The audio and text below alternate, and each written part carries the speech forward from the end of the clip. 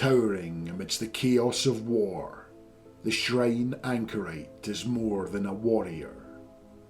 He is a living monument to faith, forged in the fires of suffering and devotion. Dragging the weight of his shrine across the desolate battlefield, he stands as a defiant symbol of the faithful's unbreakable spirit. Each step is a penance, each breath is a prayer, as he brings the light of salvation into the heart of darkness. Encased in rusting armour, scarred by endless battles, and bearing the sacred relics of the church, the shrine Anchorite offers neither mercy nor retreat. To those who falter in their faith, his presence is a grim reminder that salvation must be earned through suffering. In the world of Trench Crusade, where the line between devotion and madness is razor thin, the Anchorite walks a path few could endure, driven by an unyielding purpose to spread the divine will through war and sacrifice.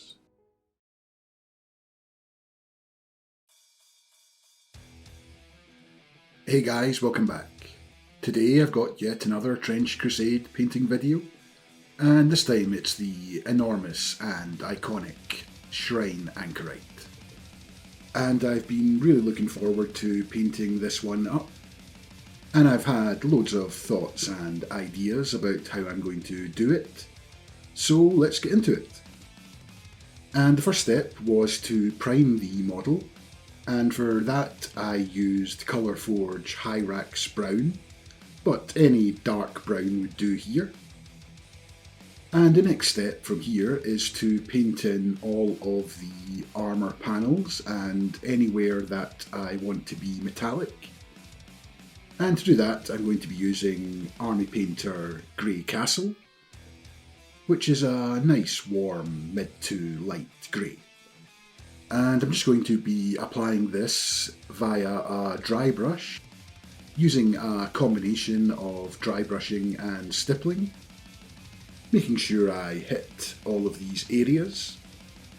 And I'm not too worried about being neat and tidy at this stage, as any mistakes I make can easily be tidied up by going in with a little bit of dark brown later on.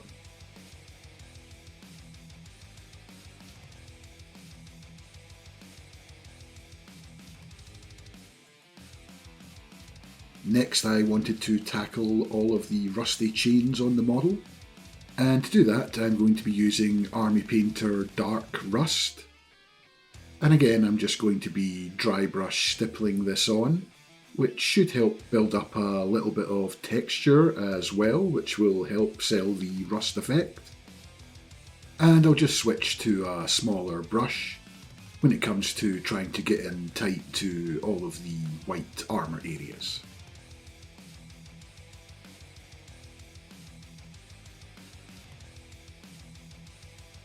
I'm then going to go in with some Army Painter Fresh Rust and just lightly dry brush this over all of the previous dark rust. And by doing this I'll just be adding a little bit of randomness and variation to the rust effect by adding a little bit of orange into the mix. And you don't want to go too heavy with this. Just lightly dry brush and stipple this randomly across all of the dark rust tone.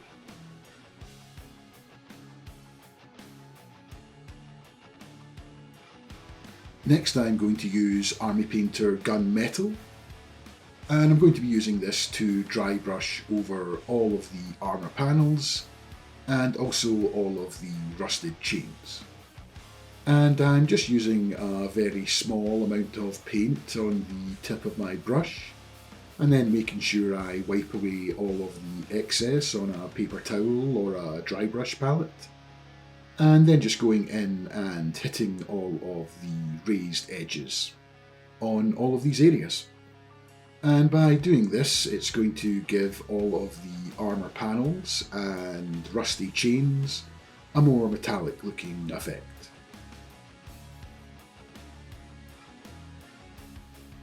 Next up, it was time to paint in all of the remaining trim on the model. Firstly, by using the Army Painter Brown Triad to paint in all of the wooden areas.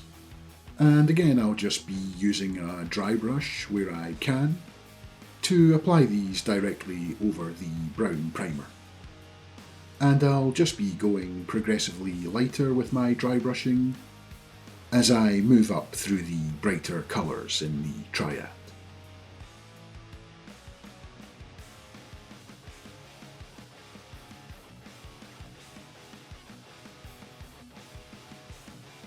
I then go in with some Citadel Deepkin flesh and paint in all of the skin on the lucky pilgrim that's strapped to the Anchorite shield. And I'll just apply this over 2 or 3 thin coats until I get a nice even coverage across all of the skin. I'm then going to go in with some Citadel Caraborg Crimson Shade and apply this to all of the skin. And I did mix this 50-50 with some water and made sure that I wicked up any pooling that was occurring.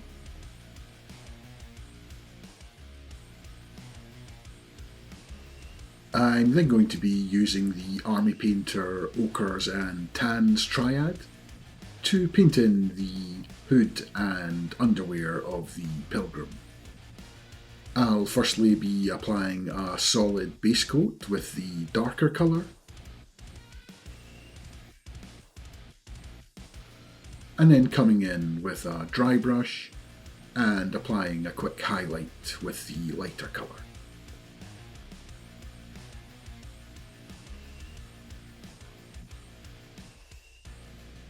I'm then going to do exactly the same thing with the Army Painter Light Neutrals Triad, this time painting up the sacrificial lamb on the front of the model.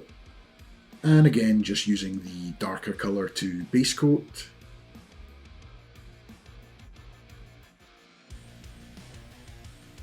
And then coming in with a light dry brush with the 2 lighter colours to apply a quick highlight to the upward facing areas.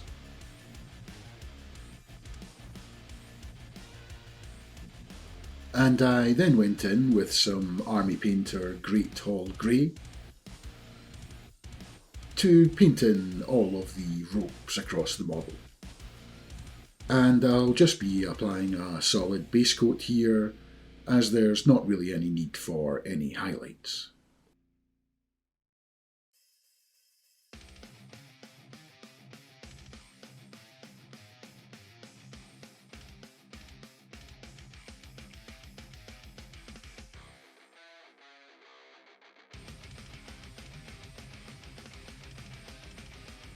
I then decided I wanted to add a little bit more detail to the model, so I used some leftover Black Templar transfers and some Knights Templar transfers that I had from a previous project,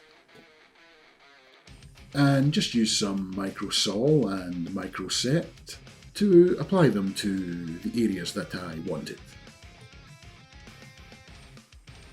And prior to applying the transfers, I did apply a coat of gloss varnish to all of the areas I knew I wanted to place the transfers.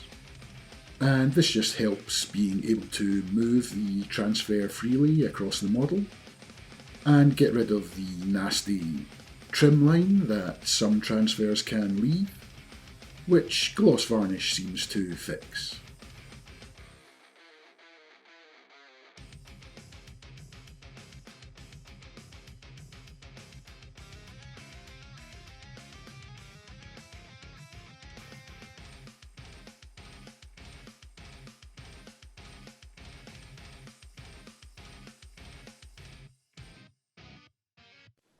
And once the transfers had dried, I then went in to apply some battle damage to make them look a little bit more realistic. And for any of the transfers that were applied to a wooden background, I just went in with some of the colours I used to highlight up the wood and just applied some scratches and chips across these areas. And for any of the transfers on the armour panels, I just applied some scratches and chips with some Army Painter gunmetal and also the same grey that I used to highlight up the armour.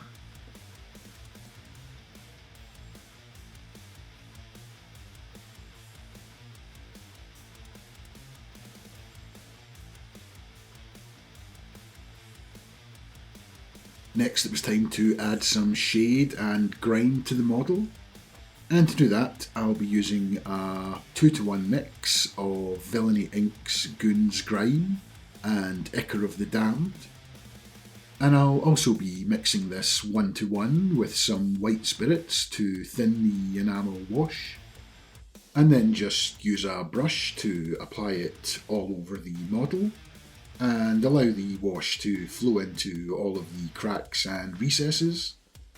And again, just watch out for any pooling and just use your brush to wick this up as and when it happens.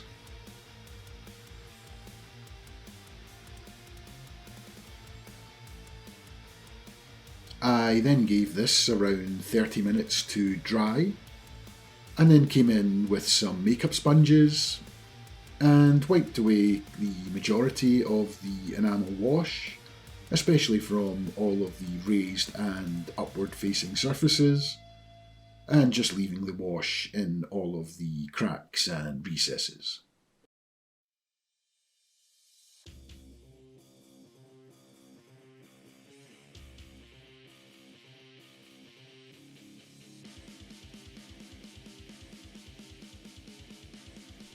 I then went in with some Villainy Inks Sector Rust, again mixed in 50-50 with some white spirits, and used this to apply some rust effects to all of the metallic areas.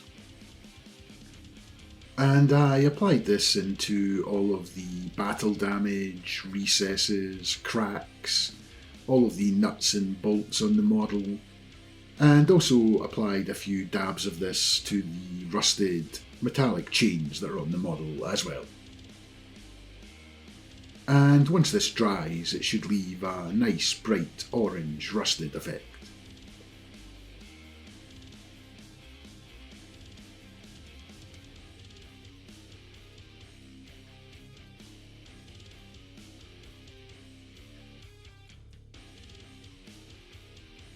Next I'm going to go back in with a neat application of Goon's Grime, this time focusing more on the bottom parts of the model, and just using an old brush to stipple this on, and then using a makeup sponge or a clean brush to dab away at the hard edges and blend them into the rest of the armour.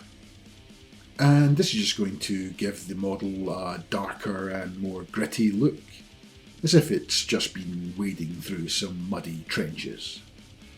And I will be applying this to almost all of the armour panels, as I said, towards the bottom parts, just to really sell the effect.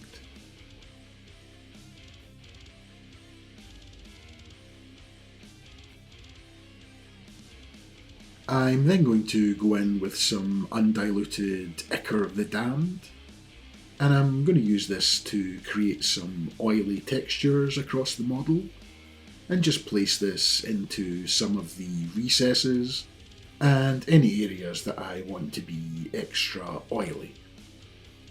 The Ichor of the Damned, when applied undiluted, will leave a nice satin to gloss finish, which is perfect for this type of effect.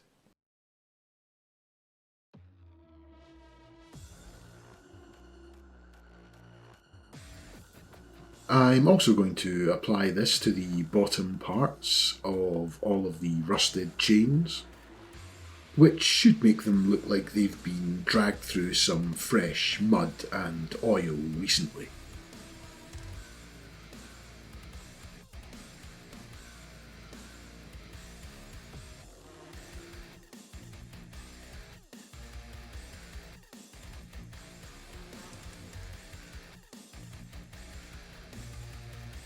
I'm then going to go in with some villainy inks carrying crimson and apply this to the skin of the pilgrim on the shield.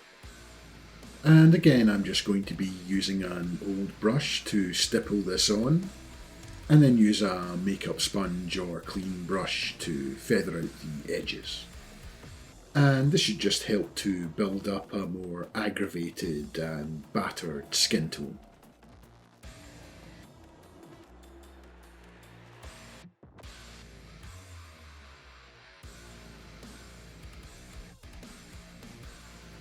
I then took a cross which was 3D printed from the Trench Crusade accessories pack and applied some barbed wire from Green Stuff World just to make the base of the model a little bit more interesting and thematic.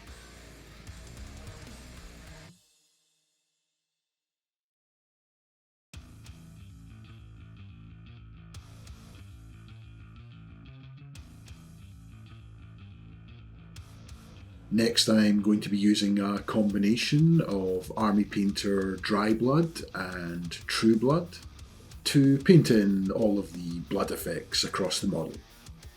And using the same technique that I used with some of the enamels, I'm just going to use an old brush to stipple this on to all of the areas, creating a blood splatter effect. And I'm going to be applying this to the chest, the head, the top of the shoulder pads, and I'm also going to be applying it to the tip of the weapon and also on the pilgrim on the shield, and a little bit on the barbed wire on the cross.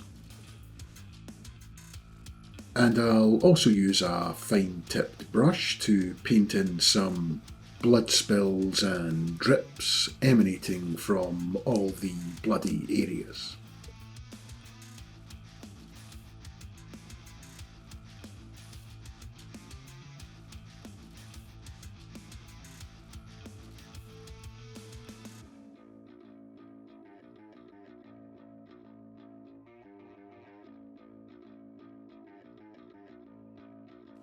And the final step in the process is to use some dirty down gore and apply some stringy gore effects to some select areas on the model.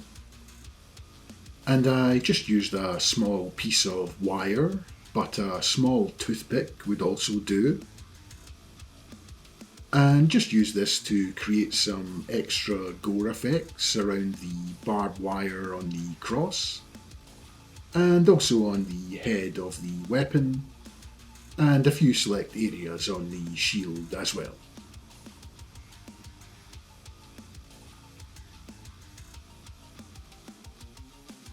And that's the model now complete and ready to be based, and I'm really pleased with the way the model turned out, especially with all the rusty grime and gore effects, which are really fitting for the Trench Crusade theme. But do let me know what you think in the comments down below, and don't forget to give the video a like, and I'll see you in the next one.